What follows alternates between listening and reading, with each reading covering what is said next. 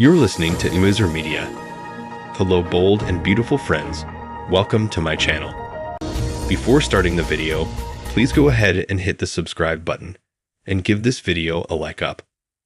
As she reflects on the bold and beautiful couple's first wedding, which she acknowledges is one of her best memories, her character Heather Tom acknowledges that there is something indisputable about the bond between Bill and Katie. The characters' relationship is still one of the most well-liked in the history of the program, despite the fact that a lot has happened between them since they initially exchanged vows on November 13, 2009. I look at pictures from the day, Tom remembers, and I can't help thinking how special and romantic it was. It really showed the hearts of these two people. It exemplified the changes they'd gone through.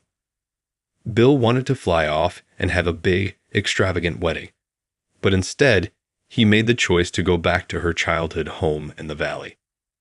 Time, and her sister, Brooke, ultimately came between Bill and Katie, but the love they share has never faded.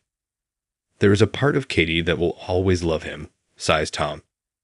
He's the father of her son, although that's not the only thing connecting them. But with Will back, it sort of triggers old memories in Katie. She's always wondered what might have been.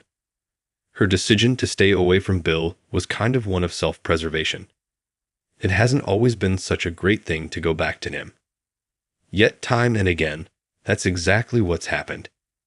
Interestingly, Katie's interest in Bill seems to rise in direct correlation to what's going on in his personal life. When he got involved with Sheila, if only to try and prove her a murderess, Katie all but said, "Dump her and reunite with me." Similarly, Katie seemed ready to push Poppy right out of the picture when it looked like she might be a killer. Now that both Bill and Katie are romantically unencumbered, might they be reunion, bound to eat at the end of the day? Tom admits, Bull will always have a part of her heart. The question is whether or not the mistakes of the past can be pushed aside in order to give them another shot at a future together. In Forrester's main office, Ridge asks Brooke where she has been. She says she was at Steffi's getting an earful from Taylor. She thought it was time she had a chat with Taylor about how Hope's been treated by Steffi. Ridge says, and by me too, right. Brooke admits she wishes he'd stood up for Hope. Ridge believes the situation will work itself out. Brooke wants to believe that too. But Hope was wronged. She adds that she and Taylor also talked about him saving her life. At the Cliff House, Steffi says she and her father think Taylor is so inspiring. Her mother thought her matchmaking days were over. Steffi insists she's not doing that. A knock comes at the door. It's Chandra, who is there to help Taylor continue to heal from her condition. Chandra lights candles and invites Steffi to join them. The loss of her twin sister must have been painful for her. Steffi balks, but Taylor pushes her to do it. You've been through loss and heartache. Do this with me. Let Chandra help you too. Eric joins Ivy in the design office, and they enthuse about restarting the jewelry line. Ivy loves her room at the mansion. Eric loves having their energy at the house, and asks if Elektra is happy there. Ivy thinks she is. Eric hopes she's making friends. Ivy tells Eric she's determined to make the relaunch a huge success. Eric's sure she will. Ivy talks about how differently she and Elektra grew up. She muses, after everything she's been through. I'm just really glad Elektra is getting a chance at a fresh start. Will and Elektra exchange a smile and a kiss in the salon. Before his mother opens the door, Will and Katie leap apart as Katie shouts out to him. She informs them that Elektra is widely available online and that the press release has been released. Elektra thanks her and walks out of the room, looking unimpressed. Will is asked by Katie, "Assure me you won't elope." He chuckles. Katie tells her son she's serious. She wants a real wedding. Talk turns to her, walking in on something. Will admits Elektra is cool, smart, and sweet. And gorgeous. Katie chides, "No wonder you're always in such a rush to get to work." Will admits she's a big motivator. He's never met a girl like her. Elektra joins Eric and Ivy in the design office and marvels about seeing her last name on the side of the building. Eric asks her to call him Uncle Eric rather than Great Uncle Eric. He tells them to take the jewelry line to new heights and dream big. After he's gone, Ivy questions Elektra about Will.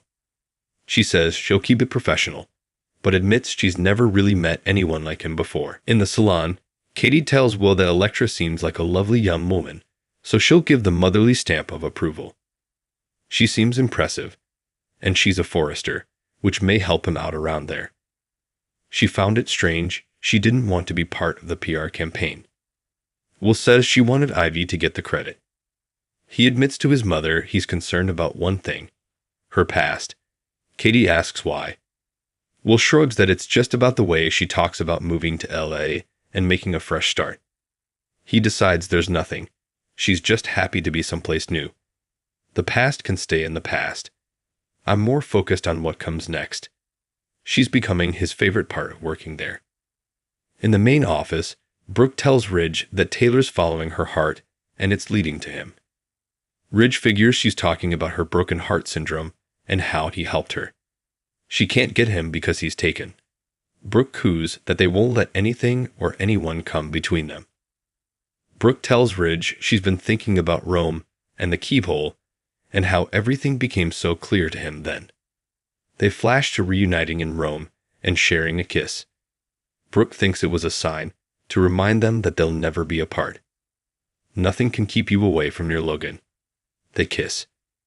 At the Cliff House, Chandra leads Steffi and Taylor through a meditation. She asks Steffi to vocalize what she's feeling right now. She can't. Chandra asks if she's having a memory. Steffi sees images, but nothing specific. I see Thomas, I see me. Tearing up, she adds, and I see Phoebe. She sees her mom and dad, our beautiful family. She opens her eyes and looks at Taylor. After, Taylor tells Steffi how happy she is that she tried this. She thinks thoughts of her family fuels some of the decisions she makes today. She'll always love her father, and moving forward, her heart will be filled by that love instead of broken by it. In the design office, Elektra tells Ivy that she can't stop thinking about Will. Ivy asks if there's any sign he feels the same way. Elektra thinks so. Of course, anything would be better than what I left behind. She worries her past will catch up with her. She doesn't want people looking her up, and you know why. She references a secret. Ivy assures her no one will find out about it. Try not to worry, okay. Elektra wonders how she can't. She really likes Will. But now, because of this announcement, you are the only one who knows why I had to move to Los Angeles. Ivy hugs her and says she'll do everything in her power to protect her. In an undisclosed location, a young man sits at a laptop and searches. Elektra Forrester. He muses to himself, Los Angeles. You can run, but you can't hide, Elektra. The camera pans to his face and to a wall full of photos of Elektra in his room. Thank you for watching this video. Please subscribe my OSR Media to our channel and stay with us.